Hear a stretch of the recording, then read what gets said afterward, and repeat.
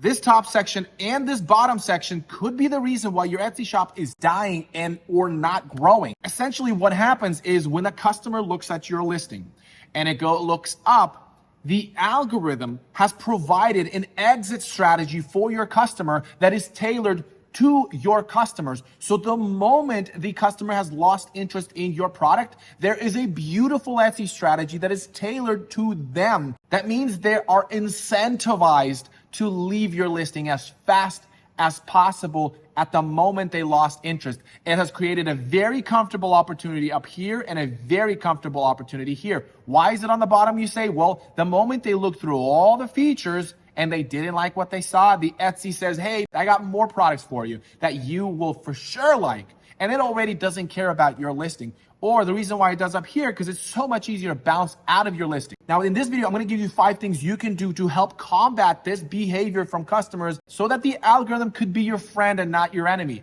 Now, let's take a second to go on YouTube. Now, my kids love hamsters, right? But they love cats even more. Now, the algorithm on YouTube already knows that they love cats and dogs. So it's going to have an enticing exit strategy. Algorithms do this all the time because they want to retain customers. They don't want to lose them. And so your listing is literally fighting the algorithm most of the time. So in this video, I'm going to give you 5 things that you can do to help combat that kind of behavior. The last one is the most important one. This is exactly what I use on my Tag Pup store. It has made over 100,000 sales on Etsy. Now, the first one is try to sell products that have urgency. For example, if you've gotten engaged and you're getting married, you're on a timeline to ask your bridesmaids to be your maid of honor, matron of honor, best whatever. So they go to Etsy to buy a proposal gift. That means there's a sense of urgency. So people that sell proposal gifts, they will have a higher conversion rate. And a higher conversion rate is exactly the metrics that you need to look at when you're trying to combat this behavior.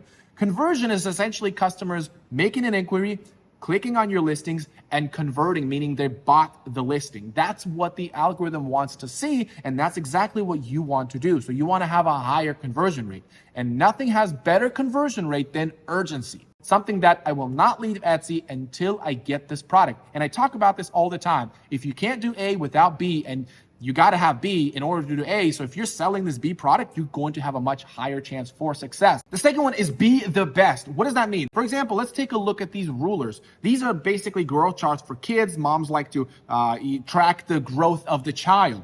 When you scroll down and the competitors are selling these this is a fake Photoshop photo that is not as enticing as this listing right here. So be the best, have the best photos, have the best description, have the best, because look at this. These are amazing photos that the customer is doing that's much better than the competitor that we just saw a second ago. So really focus on the quality of your listing. Now, the third one is show the benefit that you are better than the competitors. Now, this is the same strategy. This has been existing for hundreds of years, is that, hey, I have all these beautiful things and the competitors don't have that. Now, you need to show that in photos, in description, and in price if that's the point at which you can show your customers you are better than your competitors. Because maybe you have a process that's better figured out than your competitors. Now, in this case, for example, they have a 3D lettering instead of just vinyl or instead of just engraved. If you're selling embroidered, then you can compete with people that do vinyl. You can say, hey, I'm embroidered and not just vinyl. Or you can have variations. You can have all these colors where your competitors only have a few colors.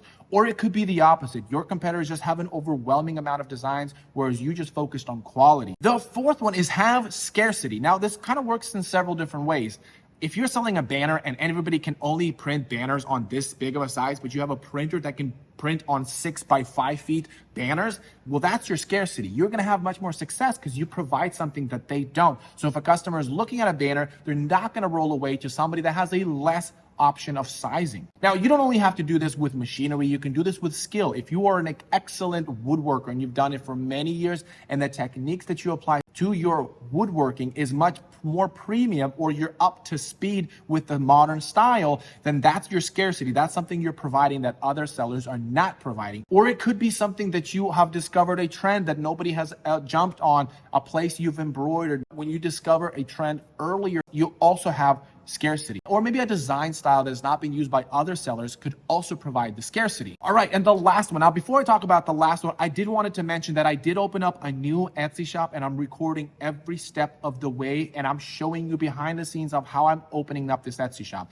Now, that is available for course members, so go ahead and check out the course. The course has hours of content and lessons on how I opened up my Etsy business and how I was able to get $3 million in sales in just 3 years on Etsy. I share with you guys that formula. And like I said, in parallel, I'm opening up a new Etsy shop, and I'm showing you exactly how I'm doing it so you can follow along and jumpstart your Etsy business. Okay, number 5 is hyper tailor to the keywords that you are ranking on. Let's take a look at my Tag Pop store. This product right here is hyper tailored to 70s style dog collar.